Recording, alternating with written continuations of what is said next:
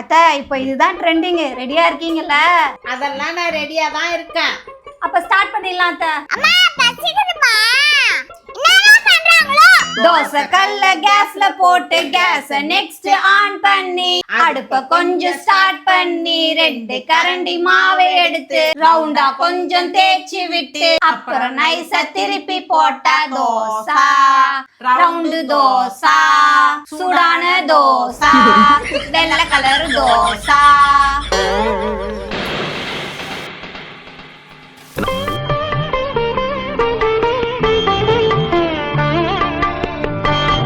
அம்மா தொட்டுக்கங்கம்மா. எண்ணெய் எடுத்து லைட்டா ஊத்தி காஞ்ச மிளகா கலச்சி போட்டு தக்காளிய தட்டி போட்டு வெங்காயத்தை வெட்டி போட்டு வதக்கி விட்டு அரைச்சி வச்ச சட்னி, தக்காளி சட்னி. ஐயோ என்ன தூங்கிட்டா?